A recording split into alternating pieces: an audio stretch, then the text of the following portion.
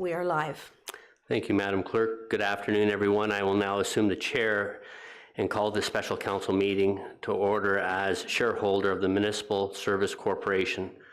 I will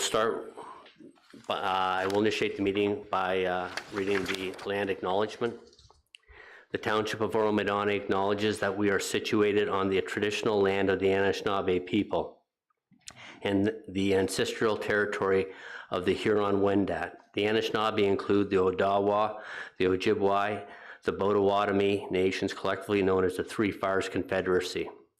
It continues today as the home for diverse Indigenous peoples, including the historic Métis community in Penetangwisheen. The Anishinaabe people continue to have an enduring relationship with this land, specifically the Chippewas of Rama First Nation, the Chippewa Tri-Council, and the Williams Treaty First Nations. The Huron-Wendat Nations also continues to pay respect and protect their ancestor and heritage on this land.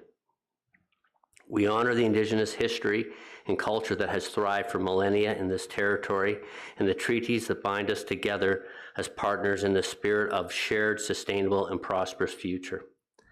We are all treaty people. Our commitment begins with acknowledging the truth so that we can move forward towards reconciliation.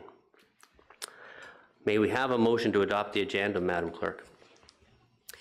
Moved by Lavoie, seconded by Hutchison. Be it resolved that the agenda for the special council meeting of Wednesday, November 22nd, 2023 be received and adopted. All in favor? That is carried. Just to note, Councillor Bard sends his regrets, and Councillor Schell has yet we'll reach out to find. Unfortunately, he's not here as well at this moment. Members of council, are there any disclosures of pecuniary interest at this time? Seeing none. Have staff received any registrations from the public to provide verbal comments on the agenda item? No, Mr. Chair, there are none. Okay, thank you. Would Mr. CEO like to provide an opening comments before Mr. Poloni's presentation from KPMG? Thank you, Mr. Chair, and to members of council sitting as the Municipal Service Corporation shareholder. This is a milestone, members of council, Mr. Chair. It is the first report out from the Municipal Service Corporation. Statutorily, in a few moments, you'll have the opportunity to receive Ms. Jacoby's two cover reports and presentations from KPMG, Mr. Oscar Poloni. The board has endorsed, statutorily required, endorsed financial plans, and Mr. Chair, members of council, the presentation by Mr. Poloni will be asking for council sitting as the MSC shareholder to endorse those rate plans. It will be forthcoming at a future meeting, Mr. Mayor, any determination coming out of that statutory determination. I'm not sure if Ms. Jacoby has anything else, Mr. Mayor, Mr. Chair, before Mr. Poloni gets underway. Ms. Jacoby? I have nothing more to add. The reports in Mr. Poloni's presentation will speak to the matter, but I'm happy to answer questions after the presentation. Thank you, Ms. Jacoby, and thank you, Mr. Dunn. Mr. Poloni, welcome to our chamber, and thank you for the report. We all read it, but if you would like to continue making your presentation when you're ready, please. Thank you very much, Mr. Chair. Good afternoon, members of council. It is a pleasure to be here today to present the results of the long-term financial plan for the municipality's water and communal tile systems. So next slide, please. So with respect to the long-term financial plans that you do have today, these are a requirement from the province of Ontario pursuant to a regulation in connection with licensing of municipal water services. So as a condition of the licensing, you are required to develop a plan that shows that you have a sustainable financial model to be able to deliver water services in a fashion that is regulatory compliant and provide safe drinking water to the community. So what the municipality has typically done in the past is at the same time that it's prepared the water financial plan, it also prepares one for its communal tile system. And this is a limited range of services that you provide within the municipality with respect to wastewater treatment, and they go hand in hand because the principles are basically the same. So the financial plans that you have in place right now cover 11 individual water systems that are licensed and operated by the township.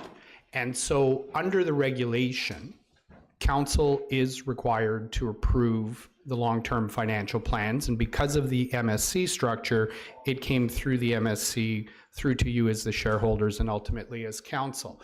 What I do want to reiterate, council, and I may say this a couple of times during the presentation, acceptance of the long-term financial plan does not in and of itself lock you into the rates that are presented in the plan. This is a model, this is a forecast, this is a strategy, and I do want to reiterate that actually setting the rates occurs as part of your budget process, not today. So next slide, please. So with respect to the financial plans, we do want to advise council that there were three main principles that we looked at when we set the plans in place. And oftentimes what people will refer to these as fairness principles and sustainability principles. So the first concept is that residents should only pay for the services that they receive. And so when you think about water services, when you think about communal tile services, there's a number of households, a number of residents and property owners in the community that receive these services, but not all of them. And so because of that, the plan is set up to basically say, if you get the service, you pay for the service. There is no tax subsidy associated with it. A number of years ago, council, your water systems actually operated at a loss. And so because of that, there was some subsidization from the tax base. Previous iterations of this plan removed that subsidization. So this is purely user pay.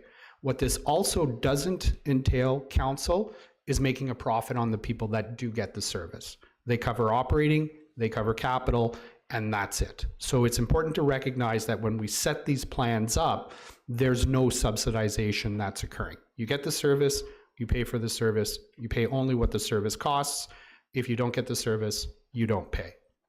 The second thing that we did was we did look at ensuring sustainability. And this is the concept of making sure that you're covering the operating costs so that you could meet the various regulatory requirements associated with water and communal tile services, as well as ensuring that you're keeping pace with inflation.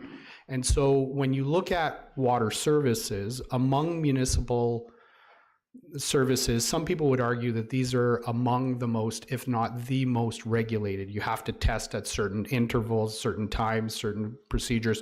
So you want to make sure that you're in place. Similarly, in terms of things like chemical costs and supply costs and contracting costs, these have gone up because of inflationary pressures and supply chain pressures. What you want to make sure is you're not cutting corners. And so there's forecasts that are built in with respect to inflation.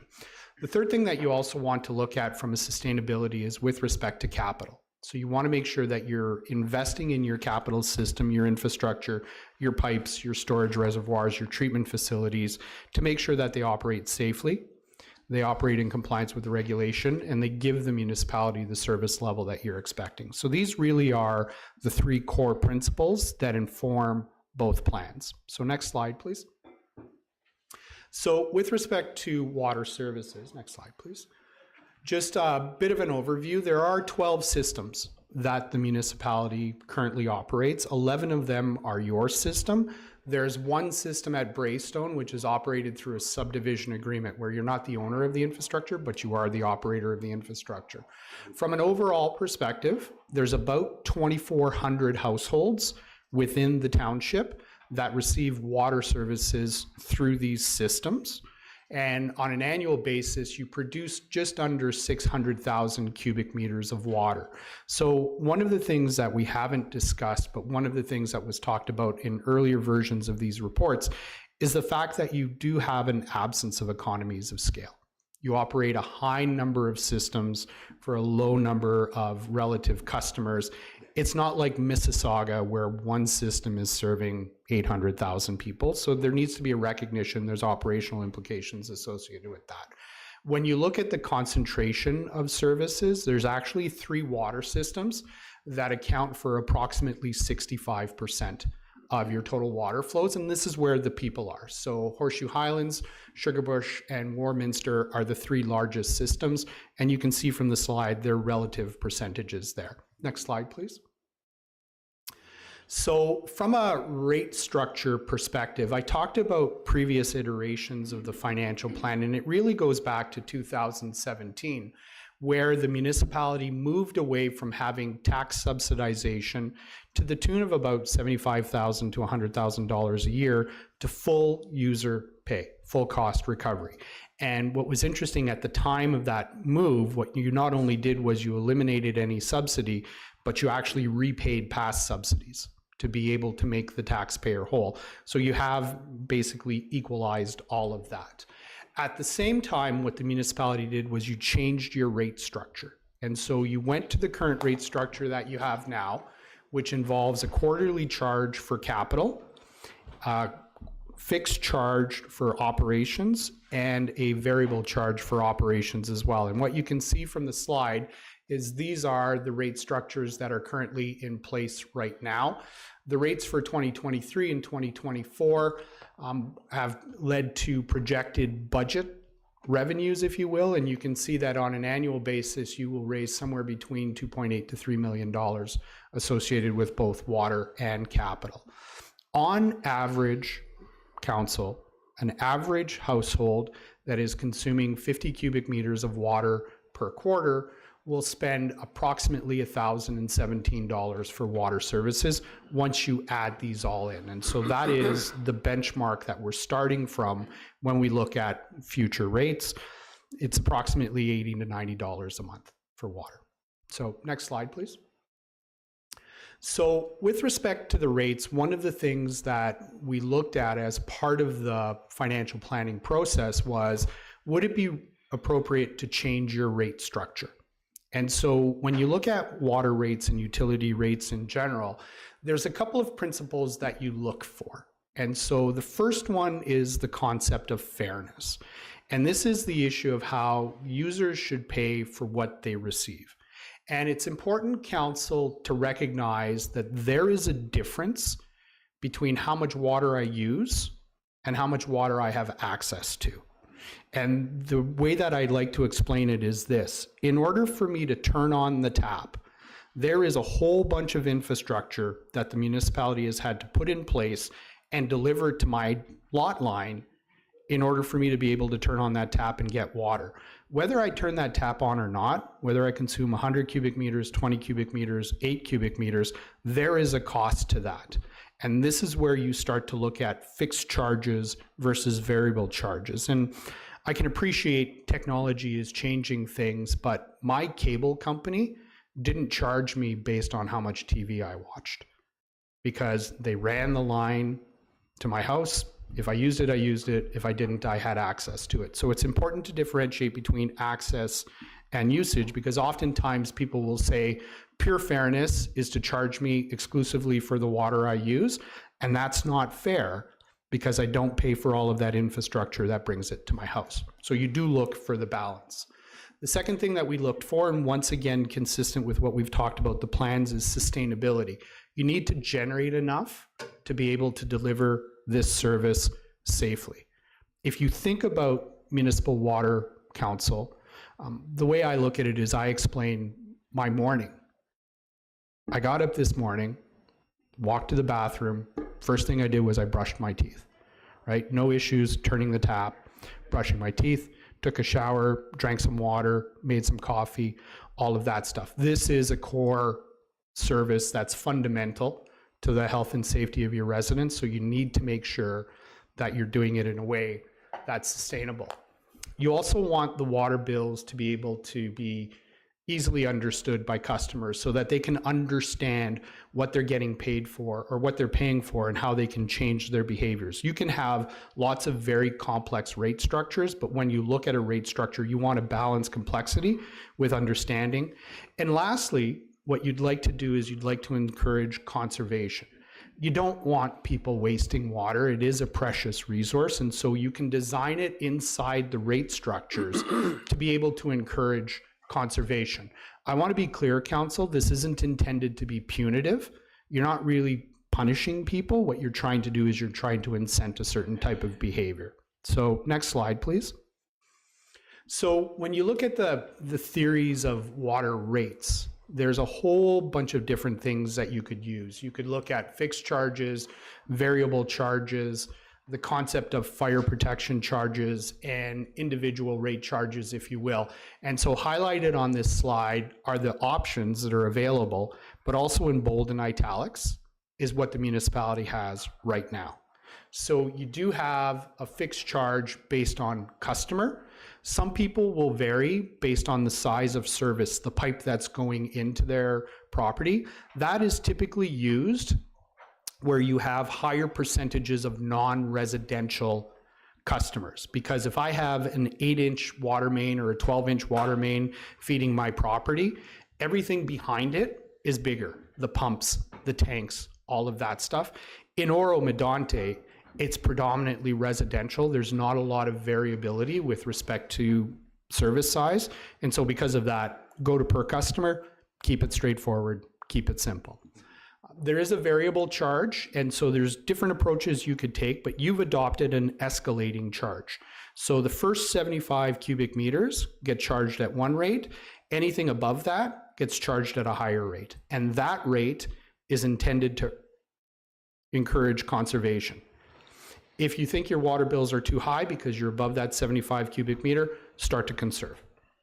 And so that's the incentive that you have there. Fire protection charges, Council, are not something that are included in your financial plan or in your rate structure. It's the concept of recognizing that municipal water systems are actually overbuilt. They're built to deliver what are known as peak instantaneous flows. And the reason why you need a peak instantaneous flow is because you have a fire. So in some municipalities, what they do is they consider that to be fire protection and they move it on to the levy. So you haven't considered that here, but it is something that you note. And then there's a variety of different rate surcharges. These are special bills on top of fixed and variable. So you do have one for the infrastructure charge, that quarterly to fund capital. In the past, when you did your deficit recovery, you actually had an individual surcharge for that repayment as well. Once it was repaid, it came off the bills. So a bit of an analysis of your rates. And based on everything we've seen, we haven't recommended any significant changes to your rate structure. We basically think it works for the municipalities, and we've suggested you continue to do what you do. And so because of that, the financial plan reflects this model. So next slide, please. So in terms of the financial plan itself, and this is a summary of the document and the model, there is a projection that your revenues are going to move from just under $3 million in 2023 budgeted to just under $5 million in the next 10 years. And that is a combination of two factors, Council. One is inflationary pressures, so wages, materials and supplies, utilities, and the inflation that you're seeing here. And there are projections that are built in for inflation, and also with respect to capital. So the municipality does have a 5-year capital forecast with respect to water infrastructure.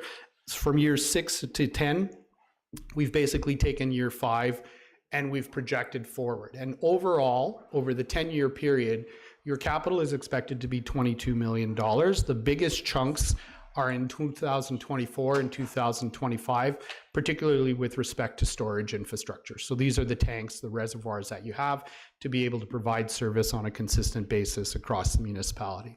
Next slide, please. So from a rate perspective, as I've mentioned, Council, we have suggested that the municipality and the MSC continue with your current rate structure, which has a fixed operating charge, a variable operating charge, and a fixed infrastructure charge. And so based on the continuation of this model and based on the projections, we've come up with a set of rate forecasts, if you will. Now, what the municipality has done in the past is they've implemented what we call smoothing of the rates. Because depending on capital and funding and cost pressures, your rate, council, may go up and down in a given year. So in order to provide more reasonable increases, in order to provide more regularity to your customers and a steady stream, what we've done is we've smoothed the rates where we've taken the requirement over the next 10 years and we've averaged them out. And so what you can see on this slide and what the financial plan reflects is that smoothing of the rates. So from an overall perspective, we expect the infrastructure component of the rate structure to go up on average 8% a year. And that is being driven by $22 million of capital reinvestment. We also expect the operating component, which is both that fixed and variable, is going to go up by 4% a year. And that, council, is basically inflation. On average, council, what the model reflects on a smooth basis is over the next 10 years, a 5.8% increase every year for the next 10 years with respect to rates. And so what that does is that will increase the cost of water from just over $1,000 this year to about $1,700, $1,800 by 2033 in the next 10 years. So basically the increase is about $750, $760 over 10 years, on average, $76 a year. On average, you can divide by 12 and do the math. Once again, council, I want to reiterate, by accepting the financial plan, you're not necessarily locking into this rate structure. This is a statutory approval required by regulation. So next slide, please. So similarly, we've done an analysis of the communal tile beds as well. Next slide, please. So much smaller in scale. There's certain neighborhoods inside the township where you have communal tile systems, and this is a combination of field beds and septic tanks. There's just under 100 households that receive this service. What you'll find is that they pay an operating and they pay a capital component as well. So the operating component is $490 annually. The capital component is $240 annually. There's no variable component associated with this, council, because you don't meter flows. And so because of that, you don't have per cubic meter volumes to take this on. I do want to emphasize, council, that based on discussions with management, there's no actual intention to expand this service. So you have this because you've always had this. You're going to continue to do it as long as you need to do it, but there's no expectation that you're going to assume more systems or add customers to this service. So next slide, please. So what you will find is similar to the financial model for water, we've had projections built in as well with respect to both capital and operating. There's an additional nuance with respect to communal tile beds because some of the reserves are actually being depleted, so they need to be reinstated from a financial perspective. So from an overall standpoint, if you look at the financial plan, and once again smoothed, communal tile bed rates are projected to increase at a rate of 6% per year on average. And once again, that is a combination of inflation, and that's a combination of having to replenish the reserves and replace the financing that was coming from it. So 6% a year. We talked about how water is projected to increase by 5.8% a year. So this is a common theme over the next 10-year period. Next slide, please. So, Mr. Chair, Council, if I may, that's a summary of the financial plans for water and for communal tile services. And so from a suggestions perspective, there's actually a couple of courses of outline that we have advanced for consideration by the municipality and the MSC. First off, as we've mentioned, council needs to approve these plans in order to satisfy the licensing requirements. So what we're hoping to achieve today is that type of approval. As we've mentioned, it's already been through the MSC board. There was good discussion at that point. So this is the advancement to the shareholder, then to council. Once that's done, you then need to look at setting the rates. So from a rate perspective, the 2024 rates haven't been set yet. So as part of your rate setting process and your user fee bylaw for 2024, you'll have the ability to evaluate what you want from a rate perspective. I will caution council two things. One is it ain't getting cheaper to run a water system. The second thing is the reason why the municipality had tax subsidization in the past was because there was a hesitancy to actually raise the rates the way that they should. And so you got to pay for this. And so at the end of the day, I can appreciate concepts around affordability and inflation and those types of concerns, but you need to fund the system. So after that, there is the concept of setting the rates going forward. And as I've mentioned, this really is part of your ongoing budget process. So for 25, 26, 27, it's the concept of setting those rates as well. You can be informed by the financial plan. You could base it on the financial plan. You could choose to add more, what you want. But at the end of the day, it is a separate component from approving the plan. One of the things that we suggest our municipal clients may wish to consider is actually adopting multi-year rates and multi-year user fee bylaws, because what that allows you to do is to set the rate once. It provides a more sustainable, more regular stream. It allows you to smooth things out over time so that your customers aren't hit with different rate increases by year.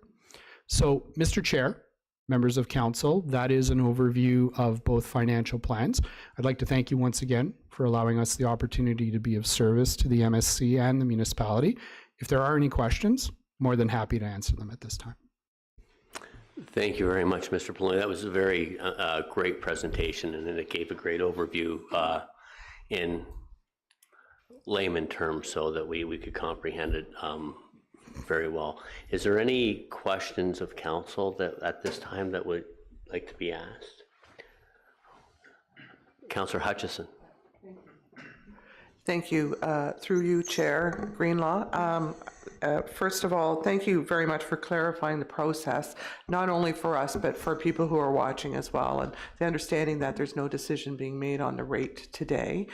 This presentation is really appreciated. In one of the slides, you demonstrated the water rate principles, and there were, I believe, 4 principles, one being supportive of conservation. And then you talked about the escalating rate and sort of the fairness in that in usage.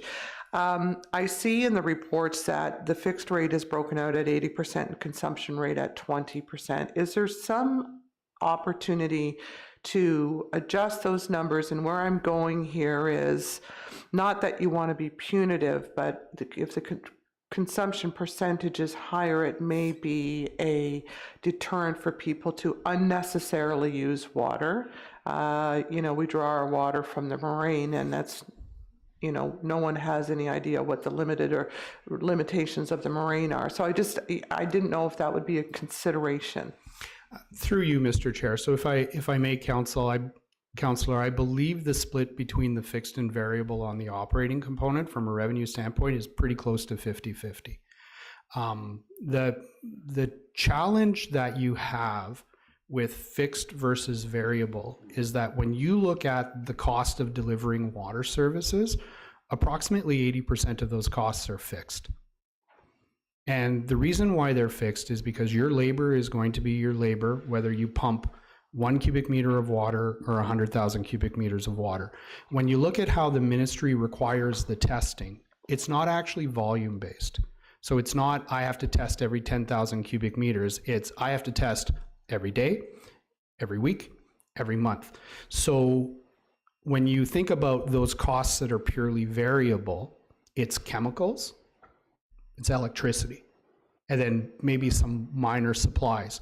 The challenge that we have seen, Councillor, and where we find when you're setting rate setting, people are a bit reticent to do it, is to come in with an 80% fixed cost and then only charge 20% variable for 2 reasons. One is, if you're my mom and you're 84 years old and you live alone at home, the comment is, my water bill seems awfully high for what I'm consuming. So that's where it may actually make sense from an accounting perspective, but from a fairness perspective, it runs the wrong way.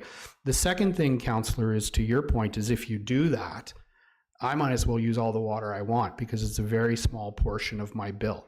So from our experience, what we find is that fixed versus variable charge generally breaks to 50-50. And the reason why you do that is not necessarily because the costs are that way, but in terms of balancing affordability, in terms of balancing fairness, in terms of looking at encouraging conservation, the 50-50 seems to be the mix. Council, you are well within your rights to change that mix. What I would suggest to you, though, is if you do that, my experience would be you're going off of best practice, and you're going to run into some of these complications otherwise. So we wouldn't suggest you change it, but you're always welcome to look. Thank you.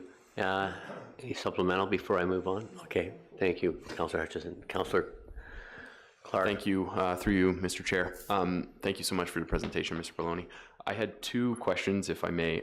One is kind of a methodology question. Where does that 75 cubic meter threshold come from? Is that a standard practice? Is it based on an average consumption rate? How do we get there? Through you, Mr. Chair, when you look at rate setting, the average that people use for average residential consumption is somewhere in the range of 20 to 25 cubic meters per month.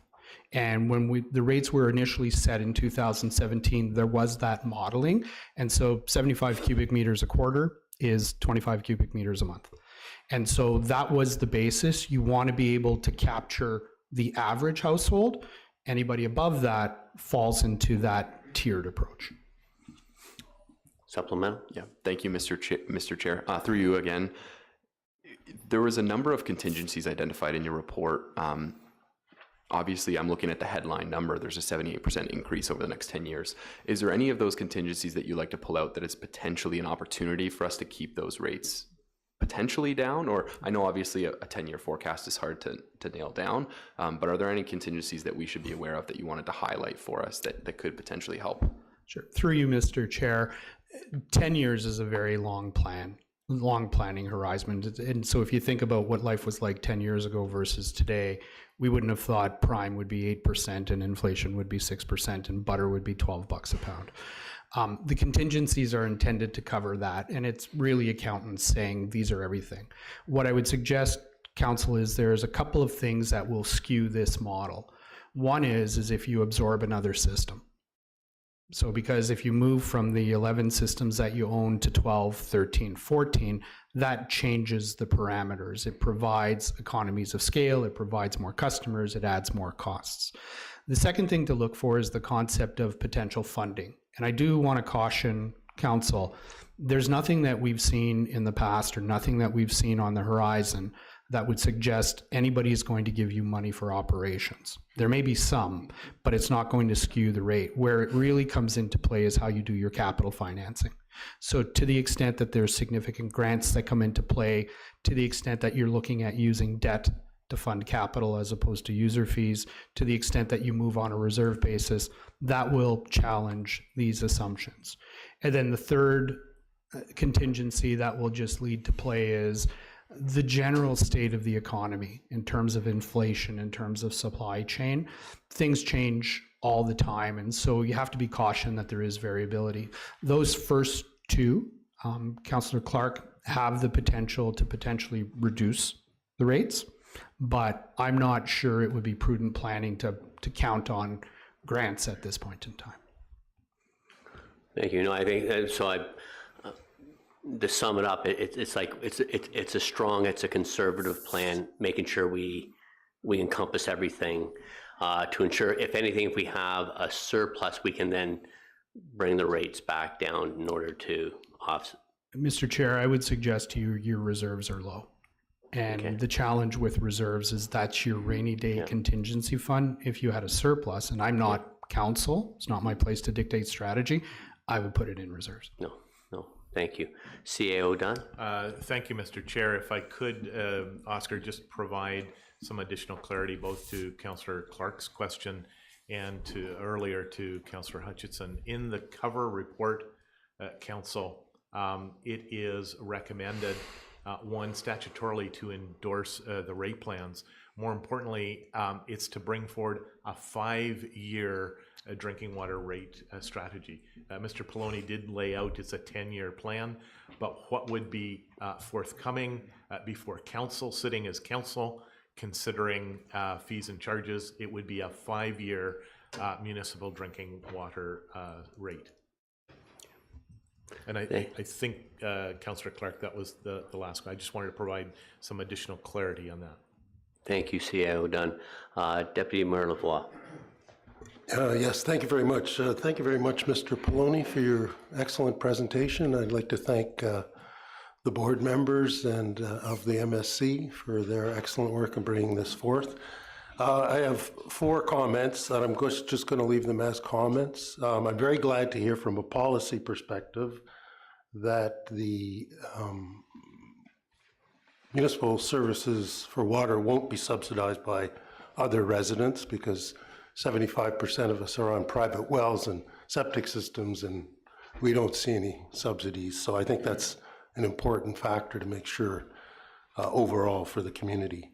I do think perhaps the communal tile flow might be approximated by consumption, because we're metering consumption. So presumably it leaves the house, and it would leave the house through the tile bed, other than perhaps watering of lawns and things like that.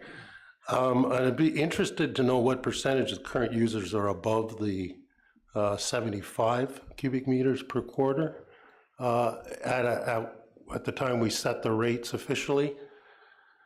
The only other comment I have is that I would find that escalating rates would negatively impact larger families who might not have necessarily the same wherewithal to pay.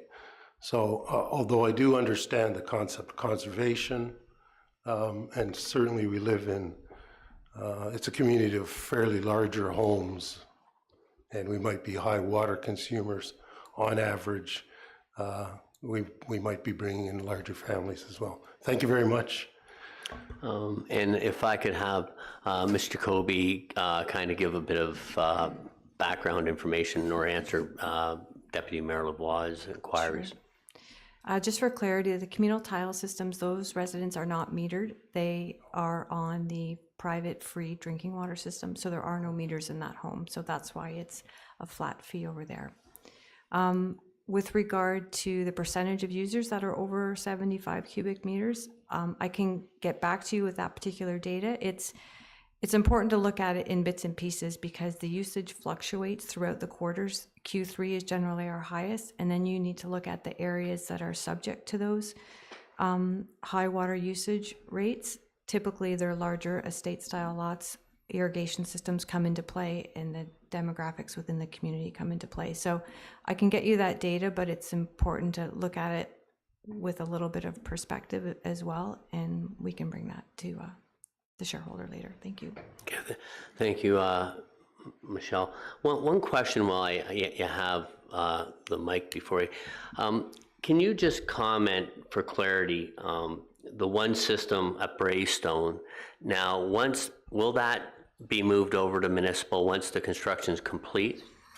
Correct. So Braystone was developed years ago under a different set of circumstances. We operate under the subdivision agreement, but we've been in the process for the last 5 years to getting that to be a full municipal system by regulation. We're really close. We hope to have it done by the end of this year, but it was just the nature of that development. But that will be a full municipal drinking water system with a municipal drinking water license. We operate it as one now, but we operate it under the confines of a subdivision agreement, but that will be a municipal system. Okay, thank you. And CEO Dunn, you had a comment or question? Thank you, Mr. Chair. Back to the Deputy Mayor, and there was an oversight on my part, Mr. Chair, Council, at the get-go of the special meeting of Council. There are a number of members of the MSC board in attendance. Online virtually is Director John Scorbahaj. In the gallery is Director John Sloan and Director Ian Veach. Mr. Leclerc is not able to be with us today for this presentation.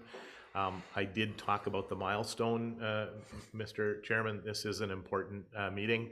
And we wouldn't have been here without the members of the board. And thank you for their contribution to work with Ms. Jacoby, myself, and with Mr. Poloni. Thank you, CEO Dunn, and I think the entire council up here as a whole want to thank you gentlemen for all the work and time you've put into this. Initially, it's a heavy lift and it's a lot to get put right the first time, so we're not scrambling and going back and correcting things. So I really do appreciate all your effort and time. And Mr. Poloni, thank you very much again for a great presentation. So at this point, is there any other questions? If not, then I will ask Madam Clerk to read the motion, please. Thank you very much. Moved by Clark, seconded by Shell. Be it resolved that MSC 2023-01, Michelle Jacoby, Chief Operating Officer, Robin Dunn, Chief Executive Officer, Municipal Drinking Water Rates 2024 to 2028, Water Financial Plan, and the Water Financial Plan dated October 23, 2023, prepared by KPMG LLP, be received and endorsed. That municipal drinking water rates for 2024 to 2028, as identified in MSC 2023-01, be endorsed. That the shareholder recommend council consider an amended Schedule J of the Township's Fees and Charges Bylaw 2021-130 to identify a 5-year municipal drinking water rate. Thank you. Members of council, are there any questions or comments in regards to the motion itself? Seeing none, I'll call the vote. All in favor? And that is passed. Now item 5B. May we have a motion, Madam Clerk, for item 5B, please? Moved by Young, seconded by Clark. Be it resolved that MSC 2023-02, Michelle Jacoby, Chief Operating Officer, Robin Dunn, Chief Executive Officer, Municipal Communal Tile Rates 2024 to 2028, Communal Tile Financial Plan, and the Communal Tile Financial Plan dated October 23, 2023, prepared by KPMG LLP, be received and endorsed. That municipal communal tile rates for 2024-2028, as identified in MSC 2023-02, be endorsed, and that this shareholder recommend council consider an amended Schedule G of the Township's Fees and Charges Bylaw 2021-130 to identify a 5-year municipal communal tile rate. Thank you, Madam Clerk. I'll open the floor for any discussions on this, if there's any questions or comments at this time. Are there any questions or comments in regards to the motion? Seeing none, I'll call the vote. All in favor? And that is carried. May we have the confirmation bylaw, Madam Clerk? Moved by Shell, seconded by Lavoie. Be it resolved that bylaw number 2023-098, being a bylaw to confirm the proceedings of the special council meeting held on Wednesday, November 22nd, 2023, be read a first, second, and third time, passed, be engrossed by the clerk, signed and sealed by the mayor. All in favor? That is carried. And may we have a motion to adjourn? Moved by Hutchison, seconded by Young. Be it resolved that we do now adjourn at 12:45 p.m. All in favor? That is carried. Thank you very much, everyone.